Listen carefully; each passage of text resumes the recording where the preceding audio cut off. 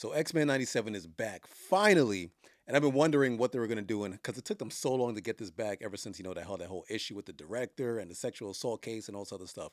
But I was wondering, what are they going to do to stop themselves from season one? I saw the first three episodes, and so far so good. Because okay, you got the first team that's in the future, you got the other team that's in the present, then you got the other team with Charles and Magneto that's in the past, dealing with the young Apocalypse. And the premise of this season looks like, how are we going to stop Apocalypse from all three different points in time? We got Team One. Let's name them by Team One, Two, and Three. We got Team One with Forge, Wolverine, Storm, and they're in the future. They're way, way, way, way in the future, and they're trying to figure out what to do and how to stop this guy. Wolverine looked badass. Wolverine looked crazy. I like the long hair. Obviously, he had the claw switch because the adamantium is gone. But Storm, crazy. Everything was flipping nuts. It all looked crazy. Um, then you had the present team with Jubilee, X Factor, and X Force went head to head. Psylocke was in there. Such a great character. Psylocke is such a great character. I wish she was used more in the X-Men TV show when I was younger, but Psylocke is such a great character. You got Havoc in there. Anyway, you got a bunch of them, and then you have Cable as well because he's there and he created the team to help stop everything. So Jubilee, and is I mean hopefully you've seen it by now, but it's a quick spoiler. Jubilee, man, how do I put this? They made her very much so a beast. Like they made her strong, cocky, strong, intelligent, thoughtful. They made her so much different than how she was in the cartoon back in the 90s.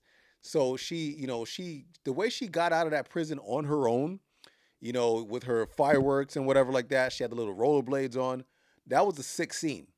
They gave Jubilee a lot of credit to like make her look like she's a real crazy character, and I'm here for that because I like Jubilee. Jubilee's a great character. I feel like they didn't give her enough when the show came out back in the day. They kind of made her look like just some kid that doesn't know anything, and she's just hanging with the adults, and she's scared and she's trying to learn. So shout out to what they did with Jubilee. I thoroughly enjoyed that. I really want to see where they're going with this episode, with this season, though. Obviously, Gambit's going to come back because if you know the Four Horsemen, you know what's going to happen with that. Whatever, I'll get into that some other episode. But then we get back to the other timeline. We had Magneto and Charles in the past dealing with young Apocalypse. And you got to remember now, Magneto is kind of seductive. He's a good guy but a bad guy at the same time. And he's trying to tell Apocalypse, like, listen, you got to this is who you have to be. You know, uh Guys like you, they don't fear anything. And Charles is against all of that. Charles is like, yo, man, you can't say that. You know who this is. We're supposed to stop this guy. We can't be like this. We don't want to mess with the timeline. We need to just leave. And Magneto's like, no, I have a plan.